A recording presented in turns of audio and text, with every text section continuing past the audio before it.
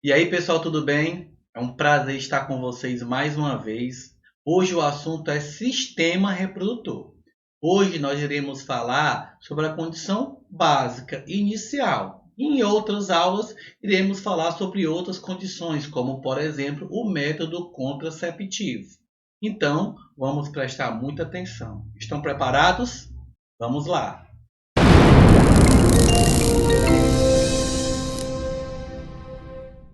Então nós vamos falar agora do sistema reprodutor feminino, tá? Ele se divide em duas partes, a parte externa e a parte interna. A parte externa, ela é chamada de pudendo feminino e tem como constituição básica os grandes e pequenos lábios, juntamente com os pelos pubianos, que têm a função de proteção contra vírus, fungos e bactérias. Entre os grandes lábios e os pequenos lábios, você tem ali o clítoris ou clitóris, que é o órgão sexual feminino, um órgão erétil, sim, igualmente o pênis, ele vai ter corpo cavernoso e para que a mulher tenha uma relação sexual prazerosa, ele tem que estar erétil na hora da reprodução, ou seja, ele tem que se encher de sangue. Eu tenho dentro dos pequenos lábios o canal uretral, por onde sai o xixi, e abaixo eu tenho a entrada vaginal. Exatamente. Diferente do homem, a mulher tem uma saída de urina e um orifício para a reprodução. Orifícios diferentes.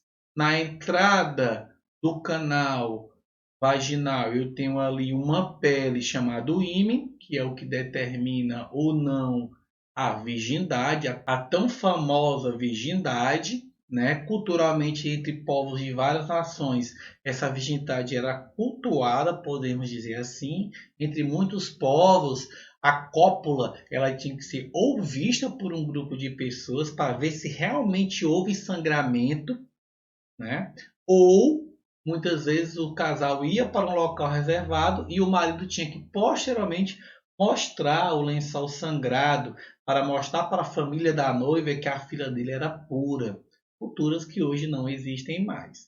E juntamente com esse ímã na entrada do canal vaginal, eu tenho pequenas glândulas chamadas células de Bartholin que vão promover a lubrificação da mulher, facilitando a penetração.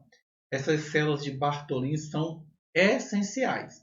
No momento em que o coito, a reprodução, for consensual, a mulher ela vai liberar uma secreção por essas células e, consequentemente, promover a lubrificação e a penetração.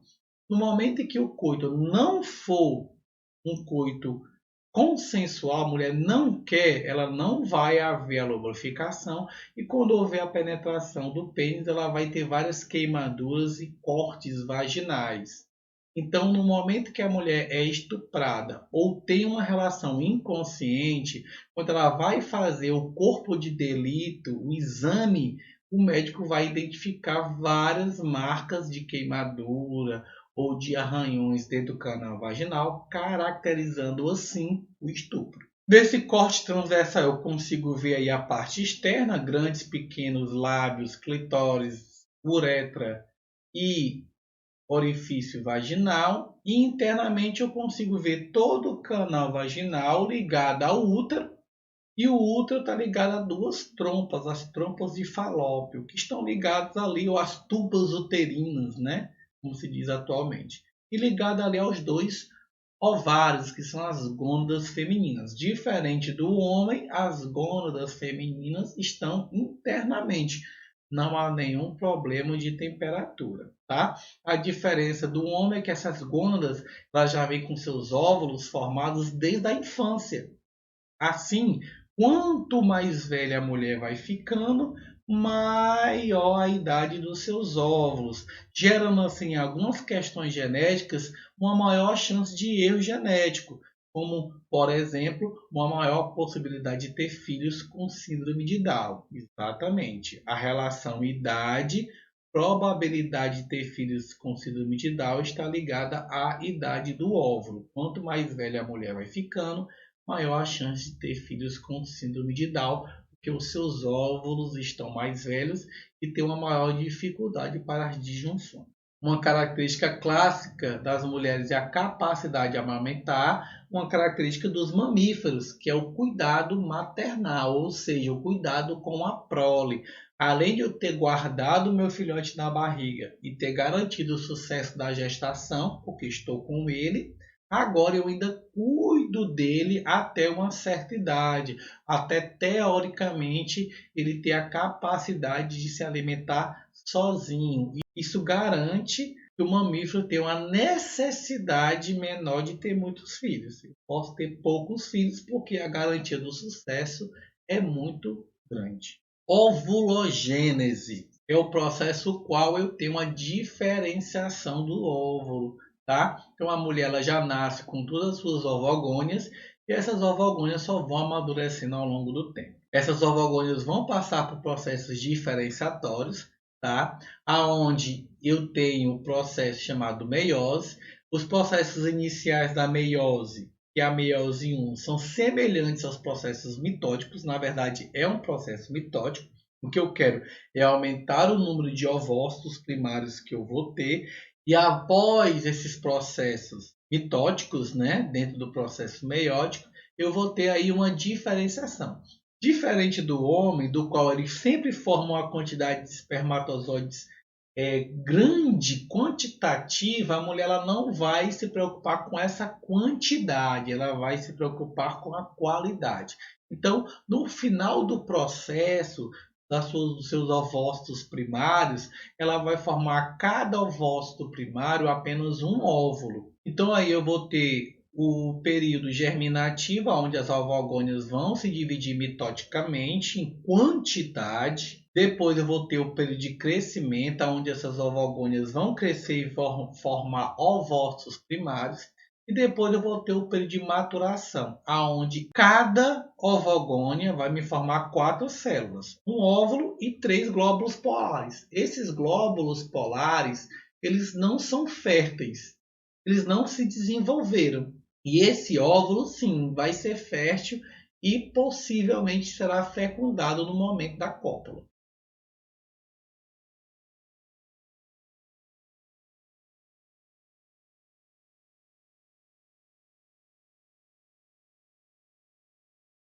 Para que haja essa preparação, a mulher todos os meses vai passar por um momento drástico da vida dela, que é o ciclo menstrual. Tem mulheres que passam por esse ciclo e não sentem nada, tem mulher que tem horrores a esse processo, exatamente pelas famosas TPM, as cólicas menstruais. Mas basicamente o ciclo ovariano será de 28 a 32 dias. Essa figura aí mostra um ciclo de 28 dias, aonde ele começa a partir do processo menstrual. A mulher menstruou, o ciclo começa.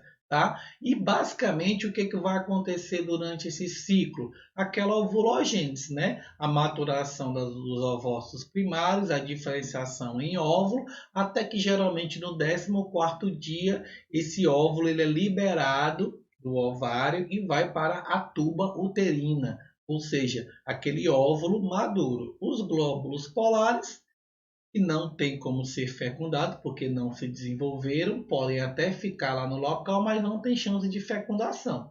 Já esse óvulo que foi maturado, geralmente era liberado no 14º dia.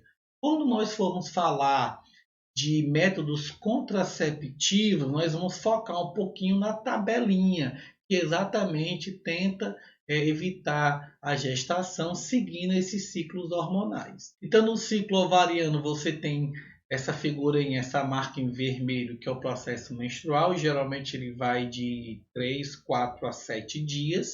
E depois eu vou ter a fase de proliferação, onde aqueles ovócitos vão se proliferar, vão se maturar, e geralmente no 14º dia ele vai sofrer aí, né, a liberação para a tuba uterina. E aí depois desse processo, ela vai esperar a fecundação. Interessante que no processo menstrual, as cólicas menstruais vão estar ocorrendo para que exatamente haja a descamação do endométrio, um endométrio que foi preparado num ciclo anterior, não houve fecundação, então agora eu tenho que ser descartado. Então vem aquele fluxo sanguíneo com o tecido, né? O tecido do endométrio para ser liberado.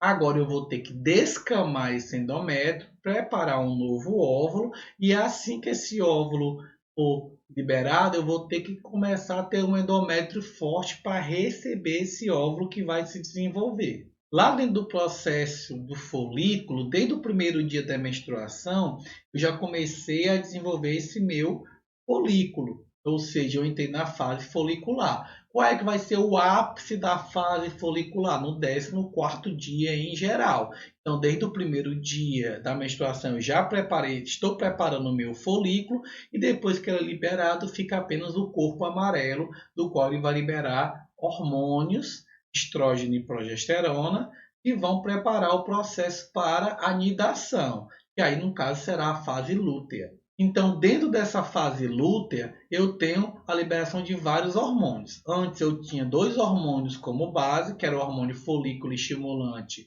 e o hormônio luteinizante.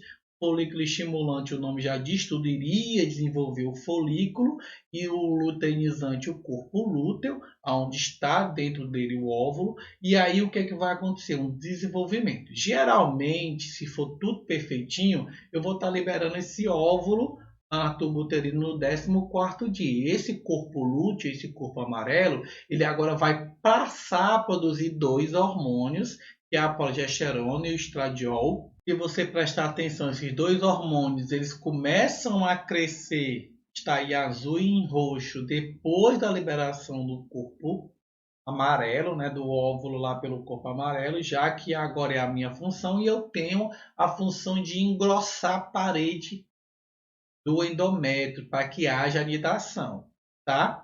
Se não ocorrer esse processo, esse próprio hormônio, com o seu aumento, vai gerar o próximo processo menstrual. Então, isso é interessante. O jogo desses hormônios permite a gravidez ou não. Se eu mantenho esses hormônios sempre altos, eu inibo o processo ovulatório. Interessante, né? Então, as pílulas anticoncepcionais são feitas dos próprios hormônios que deveriam gerar o aumento da parede uterina. Mas não, eu mantenho eles enormes, muito grande em comparação e constante em comparação ao normal, talvez seja o grande segredo, a constância, e isso vai me gerar posteriormente uma falta de gravidez. Por quê? Vai evitar a gravidez. Porque eu não preparei, eu aí inibi o folículo estimulante e o hormônio luteinizante. Depois, lá no 14º dia, que eu liberei esse óvulo agora vai ficar ali esperando uma possível fecundação na tuba uterina. Né? Isso é interessante, eu tenho um prazo. Então, lá para o 14º dia, no momento em que eu liberei esse óvulo, agora ele vai ficar na tuba uterina esperando a fecundação. Ítalo, tem que ser no 14º dia? Não. Vários fatores podem alterar isso, até mesmo se você vai para uma academia fazer exercícios físicos, se você come determinados alimentos, eles podem alterar o dia da tua ovulação. Você, ao fazer a tabelinha, você tem que criar um prazo, geralmente entre o 10º e o 18º dia em que você menstruou. Então você tem ali um período de 8 dias onde esse óvulo vai ficar esperando a fecundação. Se o espermatozoide chegar e passar pela zona lútea, esse óvulo vai descer a tuba uterina e se fixar na parede do endométrio, tá? Daí entra a função de algumas pílulas, chamadas pílulas do dia seguinte, que a gente vai comentar lá nos métodos anticoncepcionais. O que é que ela faz dentro desse processo? Uma vez esse zigoto chegando na parede uterina, ele vai se fixar, liberar enzimas corrosivas, do qual vai criar ali uma bolsa de sangue. Ele vai se fixar e a partir dessa bolsa eu vou gerar a placenta. E aí ocorre um processo chamado nidação. Geralmente, do momento da fecundação até a fixação do zigoto na parede do útero, são 4 dias. Pode ser 3, muito raro. Pode ser 2, muitíssimo raro. Como pode ser 1, muito, muito, muito raro. No momento da fecundação, o espermatozoide vai encontrar um óvulo gigante e somente um espermatozoide não é capaz de penetrar no óvulo. Mas, Ítalo, só não entra um espermatozoide sim, mas aí que está o segredo. O homem, no momento da ejaculação, libera uma quantidade de espermatozoides muito grande. 200 milhões. E esses quantitativos, por mais que não cheguem todos no óvulo, eles são necessários. Por quê? Porque a cabeça do espermatozoide tem um saco acrossômico que tem uma enzima corrosiva. O óvulo, em cima dele tem uma zona chamada zona pelúcida. E essa zona tem que ser rompida. Como é que ela é rompida? Com a junção de várias gotinhas acrossômicas de vários espermatozoides. Eles ficam batendo a cabeça, liberam essa enzima somada vai abrir, laquear, quebrar um canal na zona pelúcida, um espermatozoide vai conseguir penetrar. Então, no momento que um espermatozoide consegue passar por essa laqueadura e penetra na membrana, a membrana do óvulo ela tem uma carga diferente do espermatozoide. Vamos supor que o espermatozoide tem uma carga positiva e a membrana do óvulo tem uma carga negativa. Cargas opostas se atraem, não é isso? A partir do momento que esse primeiro espermatozoide rompe e passa por essa membrana, as células corticais elas giram a polaridade da membrana, fazendo essa membrana ficar com a mesma polaridade do espermatozoide. Agora eu tenho duas cargas iguais e elas se repelem. Os próximos espermatozoides que chegarem para tentar romper a zona pelúcida e penetrar pela membrana do óvulo não vão poder mais, permitindo assim que não haja mais uma fecundação, porque ela já ocorreu. Senão, eu teria vários espermatozoides entrando nesse óvulo e formando núcleos diploides, triploides, tetraploides e assim sucessivamente. Olha que incrível. O óvulo se protege do espermatozoide. Esse processo é tão rápido que só dá tempo da cabeça do espermatozoide penetrar pela membrana. A membrana corta a cauda do espermatozoide, deixando para fora a cauda com as mitocôndrias. Só entra o pronúcleo do espermatozoide. Ou seja, as membranas que você tem nas suas células, todas são de origem feminina, ou seja, com o DNA próprio. O DNA mitocondrial é diferente do DNA nuclear. E todas as suas mitocôndrias têm o DNA materno, porque não dá tempo do DNA paterno entrar dentro do óvulo.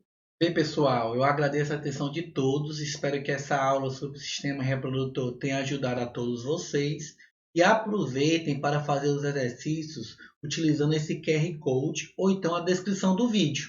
Eu vou colocar lá embaixo na descrição do vídeo o link e você pode, da sua casa, resolver alguns exercícios sobre sistema reprodutor e métodos contraceptivos. Não perca essa oportunidade, hein? Eu agradeço a atenção de todos. Espero que essa aula tenha sido uma aula proveitosa e até o nosso próximo encontro. Obrigado e até mais.